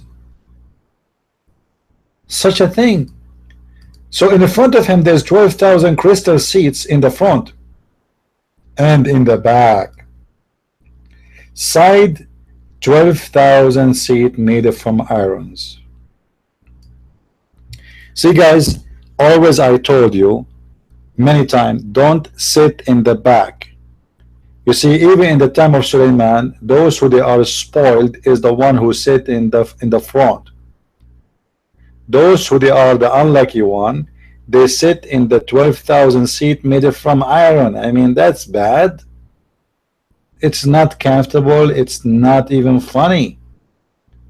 But if you are a lucky one, you will sit in the 12,000 seat of gold or silver or crystal. Do we have any Muslim here? All the ministers were seated in the right side. Asif Barkiya, who was the prime minister, was seated in the front of them all. At the left side, all the genies, like what the heck? All the jinns were made and to sit, whose head was in the back side.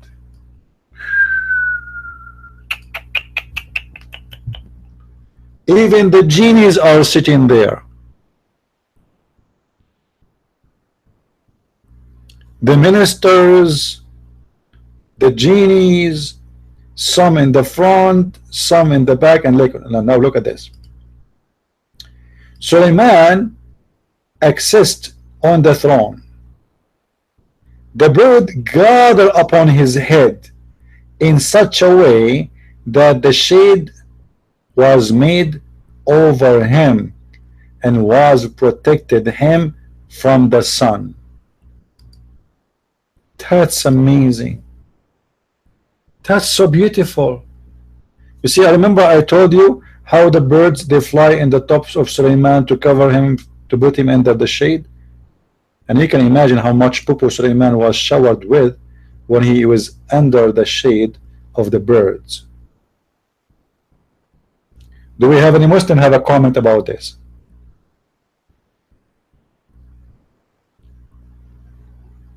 Anyone? Guys, don't forget to subscribe, because at the end of every month we might give a ring, which it might be the ring of Suleiman. All right, don't forget to subscribe. Imagine if you can get the ring of Suleiman and you control, as an example, your mother-in-law. I mean, that's amazing. That's so beautiful. Huh? Can you imagine that? We give you such a ring, and then what you do? You control your mother-in-law, and she will never put his nose in your business. Even you can order the ring to keep your mother-in-law far away from your house, if it's your choice. Imagine if you can get this ring and you do not need to work no more. You can ask people by the ring to order them to give you all the money they have. Or anyone who cook from the neighbors, he have to bring you a dish every day.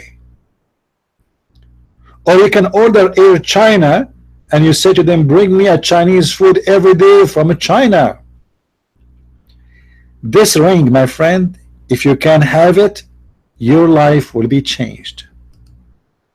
So subscribe if you care to have the ring. Harry Potter. By the way, the story of Harry Potter, I am suspecting that it's violating the copyright of Muhammad. Anyway, anyone knows where this story is coming from, where Muhammad got this stories from? Anyone knows?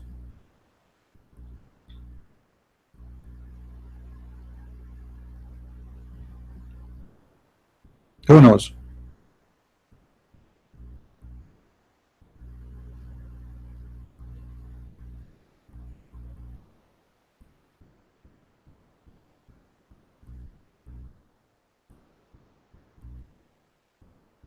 No. He got, yes, Hunter, he got right. He got those stories from the Legions of the Jews. You can go right now and search on Google. There's a book, it's called The Legions of the Jews, translated into English, which means supposedly the Legion of the Jews never been a book as a book, but it's a collection, exists everywhere, exists in the Talmud, exists in the books of rabbis. It's a legions, you know. It's a fairy tale stories. So Muhammad, he believed in those stories and he took them for granted because he's a foolish man, because he's a fake false prophet, and he put them in his book for granted. And that actually I'm really thankful to my Lord that those chapters in the Quran are exist and located, because it can help us a lot easier to show the world that Muhammad is a false man and he is a false prophet.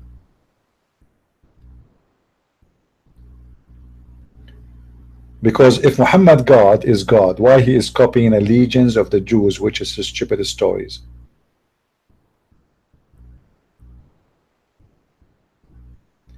And look here, the story is not over. Should I continue, guys, or enough for today? You know what? I think it's enough for today. Let us continue tomorrow, and we will continue with the rest of the story of Suleiman, and maybe more questions will come. However, I have a challenge, as I do every day. I challenge you Muslims to debate me,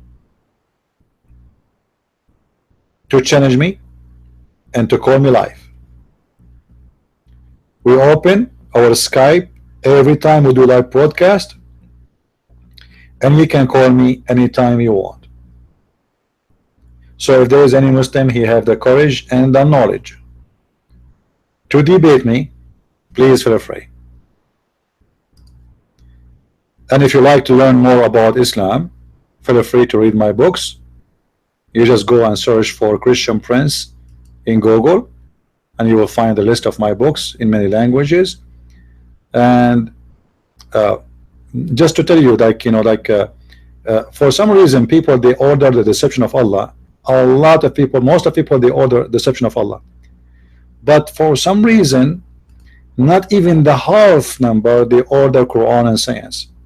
But the fact Quran and science full of a lot more information from the deception of Allah, and it's even a lot bigger. So I'm not sure really why people they choose that one over this one, when the fact both of them they complete each other. It's not meant really to have two books in this case here. It used to be one book, but I decided to split them two pieces because it became so big. Otherwise the book will become almost 700 pages. So I encourage people to read Quran and Science, because all the stories we are seeing in front of us, and many you never ever heard, you will find it in Quran and Science in depth. And for those who don't speak English, you can read my book in French, Le Secret du Prophète Arabe, and we have a German book. The German book actually it made the Muslims so angry in Germany, and the Muslims they made a lot of videos against my book. But in fact, it doesn't matter how many videos they make against my book, not even a single person of them he can refute a word in it. No, the new book, right now I'm working actually in more than one book. I was working in a book, it's called The Roots of the Quran, but I needed some reference, so I'm taking a break from it, and actually it's very complicated. That book is very hard. So right now I'm working in an easier book, which is about Islam and sexuality. And this book, mostly I will be able to finish it by the end of this month, in August. So maybe in the first week of the coming month we will be able to publish this book. Is going to be out. All right.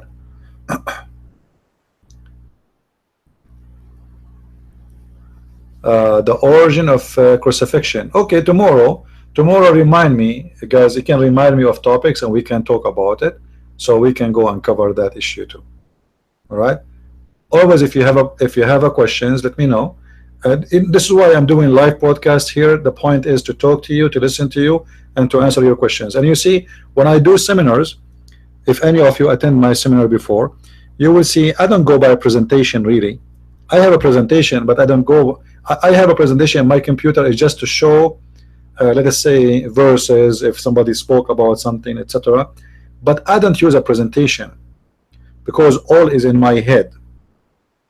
So I prefer if people ask me questions, and those questions I believe should be answered, because this is your interest.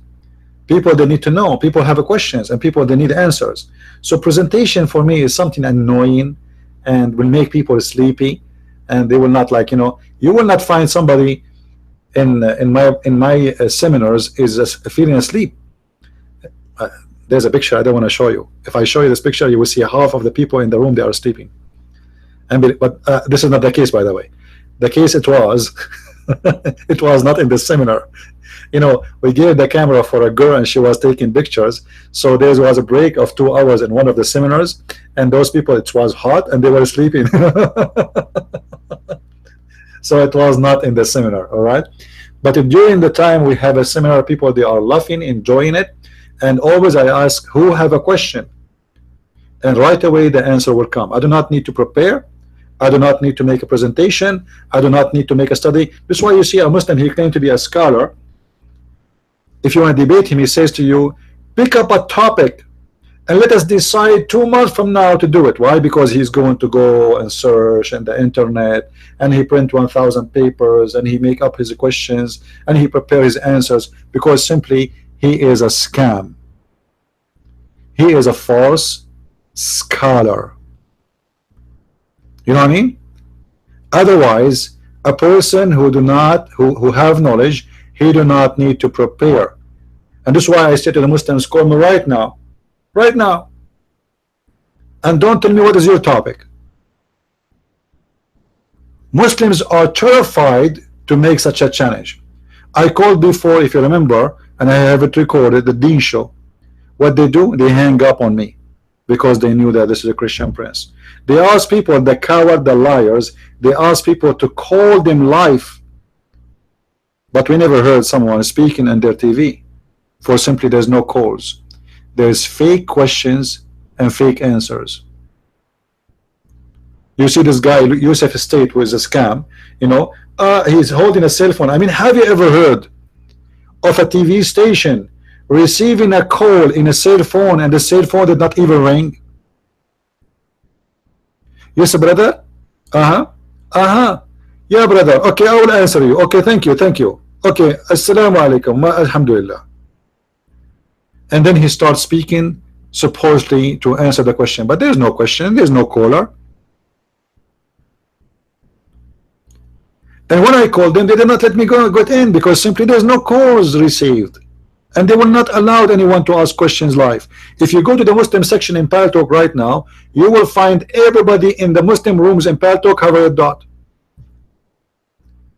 Everybody in the chat room is a Muslim, but yet everybody have a red dot. Why? Because they are afraid somebody will ask a question and they have no answer.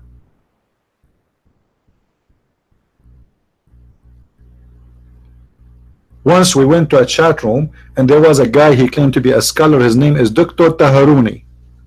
So I put my hand up.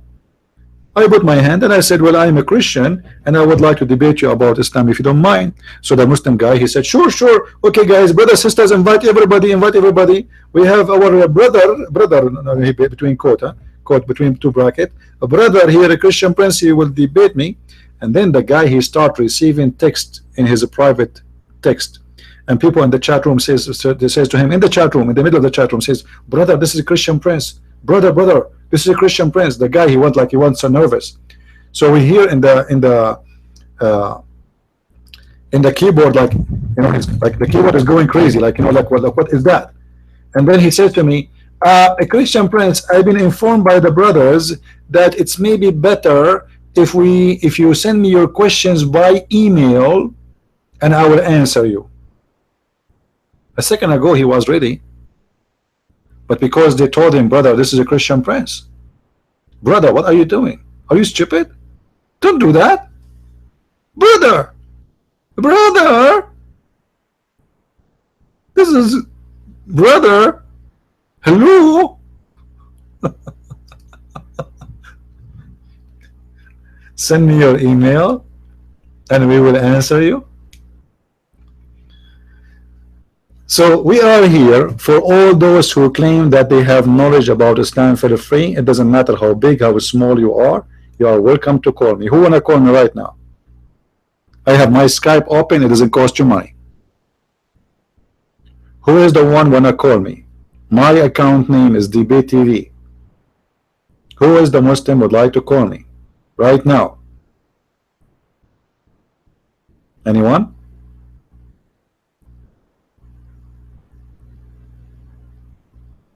Any Muslim?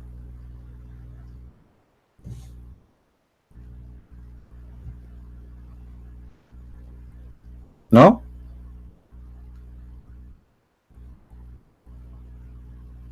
Not even a one.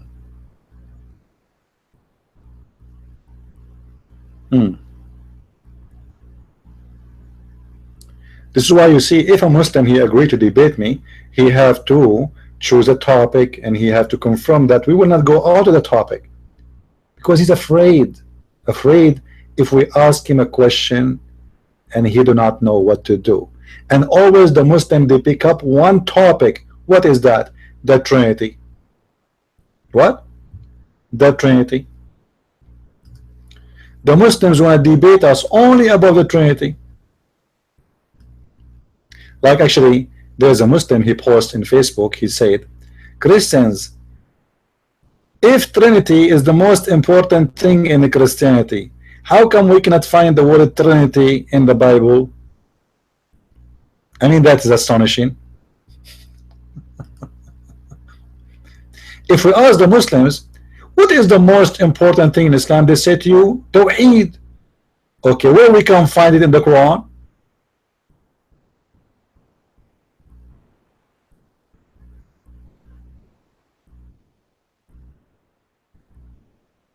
Any Muslim can tell me where we can find the word Tawheed in the Quran?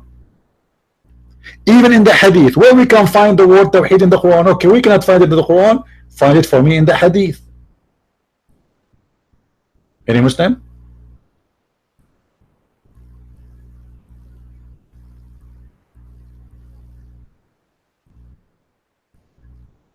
We Christians believe in the Trinity as a meaning, not as a word. Trinity simply is a summary of our belief. We don't believe in the word itself, we believe in the meaning of the word.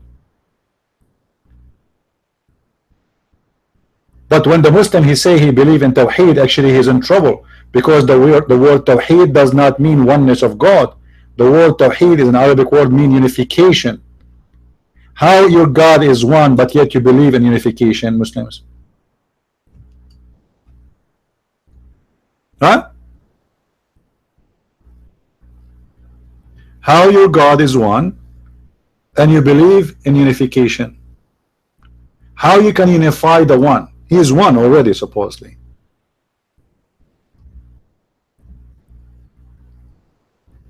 Abdul?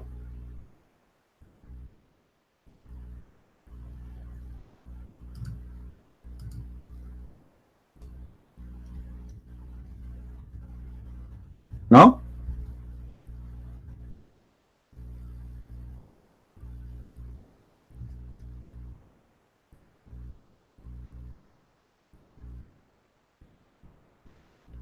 This is the Islamic dictionary. I will show it to you in the front of your eyes so you can see with me what the word Tawheed come as. And remember, this is a dictionary made by Muslims, not by me. Excuse me. This is a dictionary made by Muslims, not by me. Look at this. Tawheed, Tawheed, uniformity, taxation, etc. Unific. Simply, it's a unification. Unifity. You see it? All of those is Tawheed. All of it is about unifying something. It doesn't matter what you are, because depends what the how you use the word. Here you see Tawheed al-Uluhiyya. They say to you, believe in the oneness of the worship of Allah. But this is the fiction of the Muslims today, because it says here a union. Do you see it? So the oneness of Allah is a union.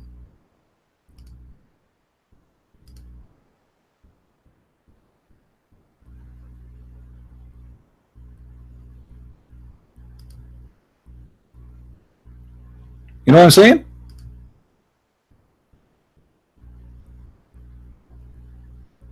The oneness of Allah is a union. So how Muslim believe in Tawheed if Allah is a union, and how Allah can be a union?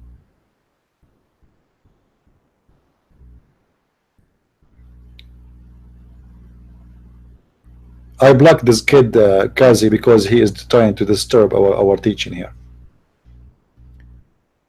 And as you see, I'm not making things up. This is in front of you. This is the Muslim dictionary.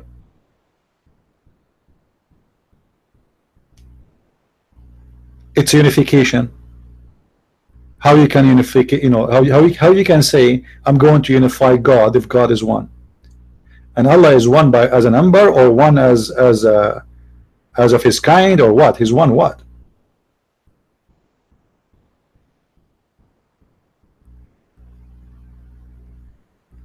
Even the Quran confirmed that Allah is not one. How we know that? If we go in the Quran, we will find the following.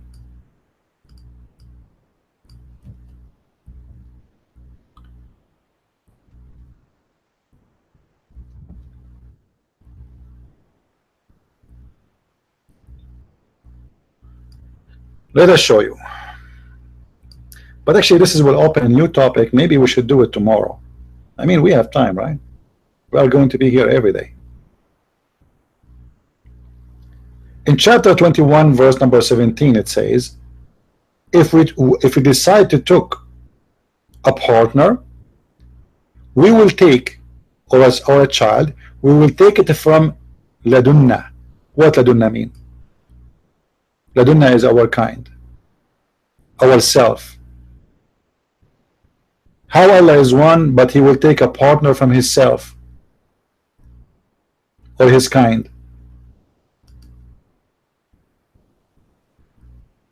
Any Muslim can answer?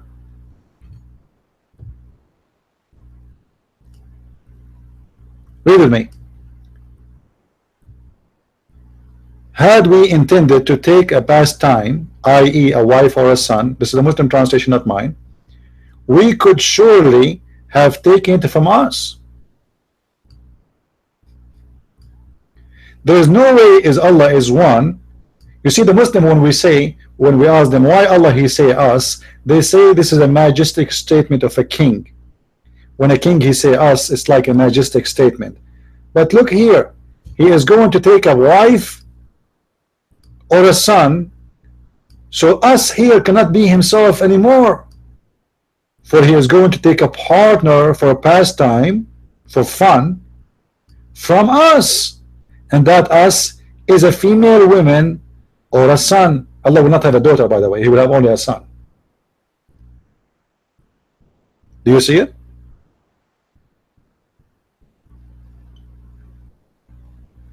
So it's very easy to destroy the logic of Tawheed in Islam. For Tawheed means unification and not oneness of God. For Tawheed is not even a correct word to say about God who is one, unless he is God who teach that he is the same as the God of the Christians.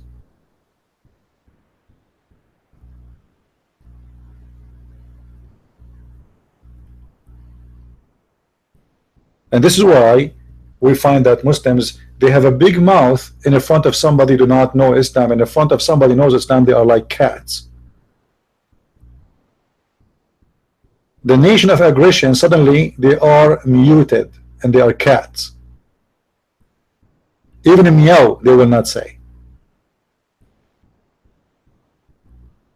And the proof is we are here right now, and not even one Muslim dare to argue with us.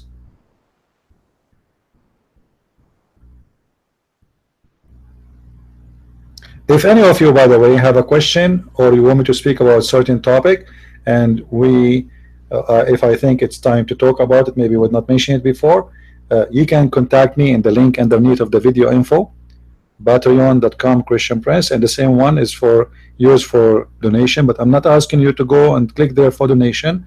It's up to you to do so or not. But if you have a questions, you can send me your questions there. All right, and with this I want to say thank you guys for being with us for today, and we will see you tomorrow again at 4:30 p.m. every day. Please tell your friends about what we do and where we meet and how and when. And until I see you again, may the Lord bless you all. And I pray that the Muslims, they will see our work not as an insult. However, I don't really care if they think it's an insult, for I am a Christian and it's my duty to insult the devil. But for me, I'm not trying to insult you Muslims.